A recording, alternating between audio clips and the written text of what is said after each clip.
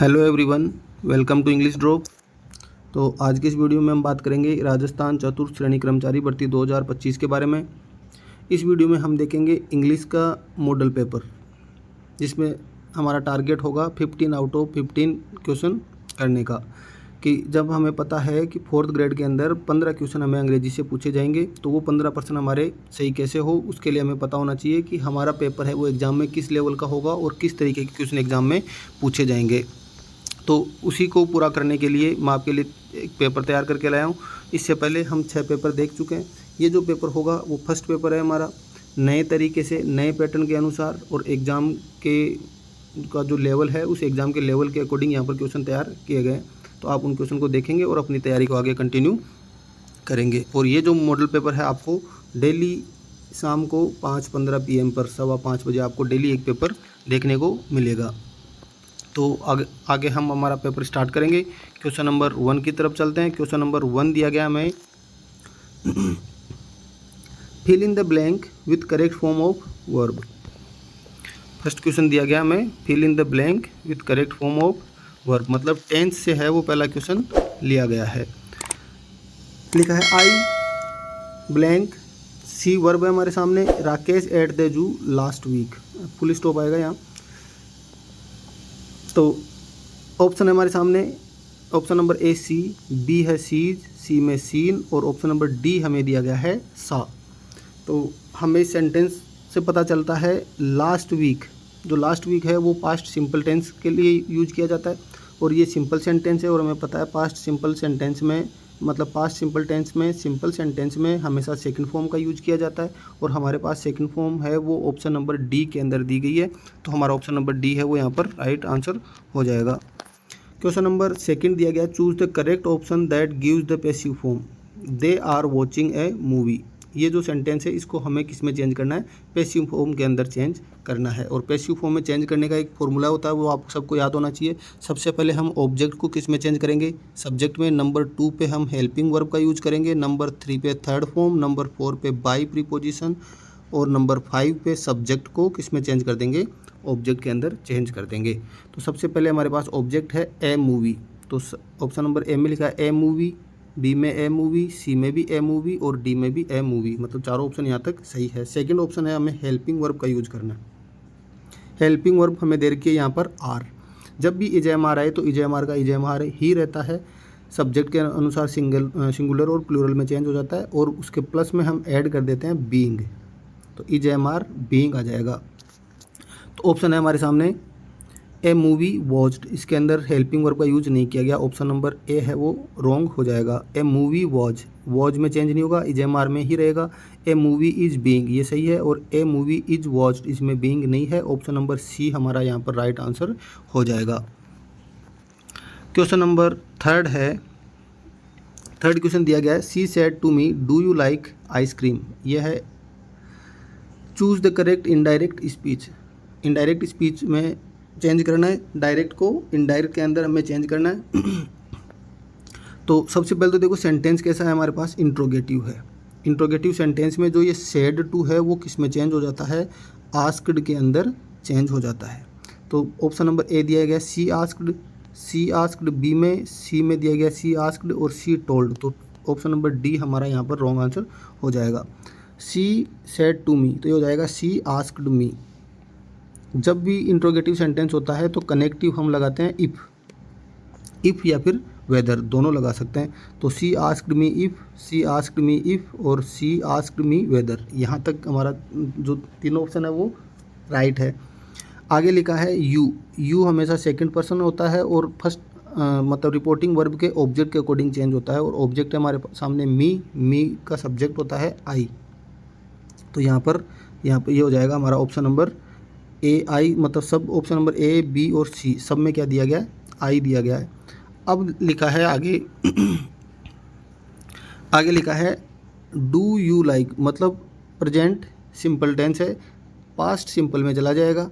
Helping verb पहले है, ये बाद में जाएगी, और पास्ट सिंपल में हेल्पिंग वर्ब का यूज नहीं होता, सेकंड फॉर्म का यूज होता है। और हमारा ऑप्शन नंबर बी है she asked me if I liked ice cream, option number B यहाँ पर राइट आंसर हो जाएगा। क्वेश्चन नंबर 4 दिया गया, he had spent blank money he had. Fill in the blank with the correct determiner, few, many, little और the little use हमें करना है। पहले तो देखो हमारे पास वर्ड दिया गया मनी। मनी है वो काउंटेबल होती है, इसका मतलब यहाँ पर मतलब मनी है वो अनकाउंटेबल होती है, इसका मतलब फ्यू और मैनी दोनों ऑप्शन यहाँ से कैंसिल हो जाएंगे। अब बचा है द लिटिल और लिटिल। देखो लिखा ही हैड स्पेंड कि उसने खर्च कर दिए, मनी ही हैड पैसे जो उसके पास थे, मतलब जो कुछ थे सारे के सारे स्पेंड कर दिए। तो सारे के सारे मतलब किसी विशेष परिस्थिति के लिए हमेशा किसका यूज किया जाता है, द लिटिल का। जो कुछ पैसे थे सारे खर्च कर दिए, तब हमारे पास ऑप्शन नंबर सी हमारा राइट आंसर हो जाएगा। क्वेश्चन नंबर 5 दिया गया, fill in the blank with correct determiner. Determiner बताना हमें। क्वेश्चन है I have made blank mess of my life, कि मैंने अपने जीवन के साथ में क्या कर लिया गया, मैस कर लिया गया है। इसका मतलब ऑप्शन नंबर हमारे पास दिया हुआ है ए। ऑप्शन नंबर ए उसमें दिया गया आर्टिकल एन, ए और बी में दिया गया एन और सी के अंदर द और डी के अंदर नो आर्टिकल। तो देखो I have made mess of my life, कि मैंने अपने जीवन को क्या कर लिया गया है, एक मैस बना दिया गया है। और जब भी व्यंजन साउंड आए, कॉन्सोनेंट साउंड आए, तब हम किसका यूज करते हैं, आर्टिकल ए का यूज करते हैं। ऑप्शन नंबर ए हमारा यहाँ पर राइट आंसर हो जाएगा। क्वेश्चन नंबर 6 है, what is the time blank your watch. घड़ी का समय बताने के लिए हमेशा बाई प्रीपोजिशन का यूज किया जाता है। What is the time by your watch, option number D हमारा राइट आंसर हो जाएगा। क्वेश्चन नंबर 7 है, this chair is made steel. ये जो चेयर है वो किसकी बनी हुई है, स्टील की बनी हुई है। Option number A from, B with, C of और डी बाई। देखो यहाँ पर विथ और बाई ये दो तो कैंसिल हो जाएंगे। ये स्टील के साथ नहीं बनी हुई, स्टील के द्वारा नहीं बनी हुई, स्टील से बनी हुई है। और जब कोई एक वस्तु से दूसरी वस्तु बनती है तब हम फ्रॉम और ऑफ का यूज करते हैं, फ्रॉम और ऑफ का यूज करते हैं।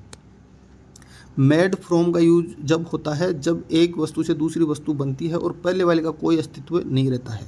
जैसे दूध से छाछ बना, अब यहाँ छाछ तो बन गई लेकिन अब दूध का कोई कंपोनेंट वहाँ पर नहीं बचा हुआ है, तब हम किसका यूज़ करते हैं, फ्रॉम का। ऑफ का यूज़ वहाँ किया जाता है जब एक वस्तु से दूसरी वस्तु बने और पहले वाली वस्तु है वो एग्जिस्ट में रहे, उस टाइम भी वो प्रेजेंट रहे। जैसे लकड़ी कोई वस्तु बनती है तो लकड़ी का हमें पता रहता है।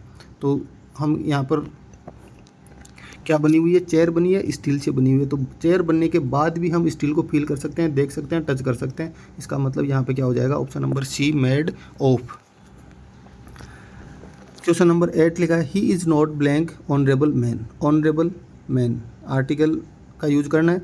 Option number A article A, option number B article the, option number C article an, या फिर डी में नो आर्टिकल। ये हमें ऑप्शन दिया गया है। ऑनरेबल हम साउंड की तरफ जाएंगे और स्वर का साउंड आ रहा है, वोवल साउंड आ रहा है, और वोवल साउंड आता है तब हम किसका यूज करते हैं, एन का यूज करते हैं। ऑप्शन नंबर सी हमारा राइट आंसर हो जाएगा। क्वेश्चन नंबर 9 है, nobody could answer the question change into affirmative. कोई भी इसका आंसर नहीं दे सका और इसको हमें किस में बनाना है, अफर्मेटिव में। और जब भी ट्रांसफॉर्मेशन ऑफ सेंटेंस आता है, मतलब जब भी ट्रांसफॉर्म करेंगे तो याद रखेंगे, एक तो सेंटेंस का कभी भी टेंस चेंज नहीं होगा और एक उसका मीन अर्थ है वो चेंज नहीं होगा। जो बात बताई गई है वो की वो रहनी चाहिए। तो क्वेश्चन है उसका कोई आंसर नहीं दे सका। अब हमें ऑप्शन दिया गया, everybody fail to answer the question. जो कोई भी था सारे के सारे क्या हो गए, इस क्वेश्चन का आंसर देने में फेल हो गए। हमारा ऑप्शन नंबर ए है वो ही राइट आंसर हो जाएगा। आगे के ऑप्शन एक बार देख लेंगे। Be somebody could answer the question, कि कुछ लोग थे जो आंसर दे सके, नहीं कुछ भी कोई भी नहीं दे पाया था। एनीबडी कुड आंसर, कि कोई है वो आंसर दे सकता था, नहीं कोई भी नहीं दे सकता था। एवरीबडी कुड आंसर द, हर कोई दे सकता था। तो ये तीनों ऑप्शन हमारे रॉन्ग हो जाएंगे। ऑप्शन नंबर ए यहाँ पर राइट आंसर हो जाएगा। क्वेश्चन नंबर 10 लिखा है, he is richer than I am, change into negative. Affirmative से नेगेटिव के अंदर हमें इसको चेंज करना है। तो वही टेंस चेंज नहीं करना और इसका मीनिंग सेंस है वो चेंज नहीं करना। ही इज़ रिचर की वो अमीर है, देन आई एम जितना मैं हूँ, बजाय मतलब मेरे से ज़्यादा है वो क्या, रिच है। दो लोगों के बीच में कंपेयर किया गया है। I am not so rich as he is, कि मैं उतना अमीर नहीं हूँ जितना कि वो है। तो यहाँ से भी हमारा ऑप्शन नंबर ए है वो राइट हो जाएगा। बाकी के ऑप्शन देखेंगे कि वो रॉन्ग कैसे हुए। B I am richer than he is, कि मैं उससे ज़्यादा अमीर हूँ, नहीं। I am not richer than he is, कि मैं इतना अमीर नहीं हूँ जितना कि वो है। और ऑप्शन नंबर डी हो जाएगा he is not richer than I am, कि वो मेरे से ज़्यादा रिच नहीं है। तो हमारा ऑप्शन नंबर ए यहाँ से राइट आंसर हो जाएगा। नेक्स्ट है question number 11, she sings beautifully change into interrogative. Simple sentence दिया गया, इंट्रोगेटिव के अंदर चेंज करना है। प्रेजेंट सिंपल है, प्रेजेंट सिंपल में हमें डू डज का यूज करना होता है। तो ऑप्शन नंबर ए में लिखा डज सी सिंग्स ब्यूटीफुली, बिल्कुल राइट आंसर हमारा ए हो जाएगा, option number A. Is present continuous आ गया, डू हमेशा प्लूरल के साथ आता है, she sings beautifully isn't he, तो ये आ जाएगा क्वेश्चन टेक के अंदर। ऑप्शन नंबर डी भी रॉन्ग हो जाएगा, ऑप्शन नंबर ए हमारा यहाँ से राइट आंसर है। नेक्स्ट क्वेश्चन की बात करें, choose the most appropriate technical terms of the following word memo. Memo का जो टेक्निकल टर्म हिंदी ट्रांसलेशन है वो क्या होता है, नोटिस, ज्ञापन, प्रस्तुति या प्रस्तुति पत्र। तो मेमो का हिंदी मीन होता है ज्ञापन। Question number 13, 5 miles blank not a long distance, की जो 5 मील है वो एक लंबी दूरी नहीं है। देखो 5 मील को एक डिस्टेंस बताया गया है, ठीक है, इन सबको एक साथ बताया गया है। इसका मतलब हमारा सब्जेक्ट कैसा है, सिंगुलर, तो वर्ब भी कैसी आ जाएगी, सिंगुलर। वर नहीं होगा, आर प्लूरल है, इज सिंगुलर है, ऑप्शन नंबर सी हमारा राइट आंसर हो जाएगा। Question number 14, we will go to the market tomorrow, choose the correct Hindi translation. We will go to market tomorrow, आने वाला कल, विल का मतलब गा गी गे वो बोलते हैं, तो इसका मतलब हो जाएगा हम कल मार्केट जाएंगे, हम कल बाज़ार जाएंगे, हम कल बाज़ार जाते हैं, हम कल बाज़ार जा रहे हैं, हम कल बाज़ार जाएंगे, या फिर हम कल बाज़ार गए, ये पास्ट में चला गया। नेक्स्ट है क्वेश्चन नंबर 15, मैंने तुम्हें कई बार बुलाया, choose the correct translation. Hindi से इंग्लिश में ट्रांसलेट करना है। मैंने तुम्हें कई बार बुलाया, कि मैंने तुम्हें कई बार बुलाया, I will call you many times, will future में चला गया, I called you many times, कि मैंने तुम्हें कई बार बुलाया था, ऑप्शन नंबर बी हमारा राइट आंसर हो जाएगा। I am calling you many times, कि मैं तुम्हें कई बार बुला रहा हूँ, और I have been calling you many times, कि मैं तुम्हें कई बार से बुलाए जा रहा हूँ। तो ये हमारे 4 ऑप्शन थे, हमारा बी ऑप्शन है वो यहाँ से राइट आंसर हो जाएगा। तो ये था आज का हमारा पेपर, कल मिलेंगे नेक्स्ट नए पेपर के साथ में, तब तक के लिए बाय बाय।